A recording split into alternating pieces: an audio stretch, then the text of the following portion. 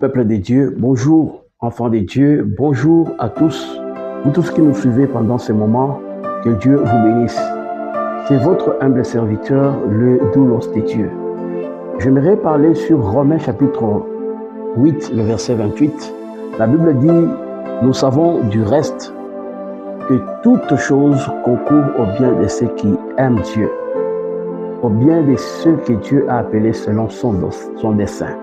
Le dessein de Dieu, c'est ce que nous appelons le plan de Dieu, le projet de Dieu. Est-ce que tu es encore dans le plan de Dieu? Tu es encore dans le projet de Dieu?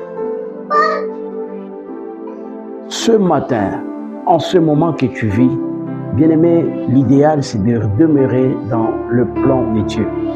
J'aimerais te dire que si tu voudrais vraiment rester dans ce plan, garde confiance en Dieu.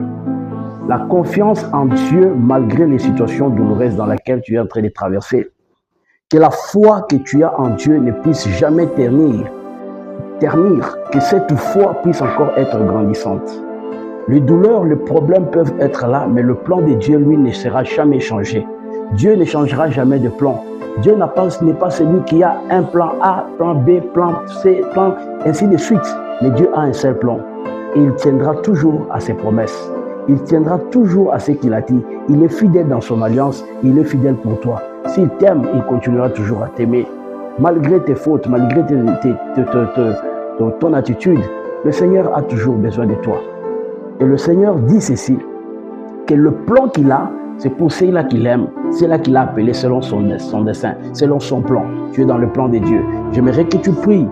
Parce que Dieu est capable de transformer aussi le mauvais plan en son plan, en faisant de sorte que son plan puisse totalement être valide et reste d'actualité, reste totalement un plan qui va s'accomplir. Rappelle-toi, Job a dit, malgré tout ce que la femme pouvait lui demander d'abandonner Dieu, il n'a pas cédé à cela. Malgré tout ce que les amis pouvaient lui demander, il a dit, mon Rédempteur est vivant, il s'élèvera le dernier. Ton Rédempteur est vivant, il s'élèvera le dernier. Tu es dans le plan de Dieu, reste dans ce plan. Ne considère pas ce que tu vois. La foi, ce n'est pas marcher selon la vue, mais la foi, c'est marcher selon ce que Dieu a dit.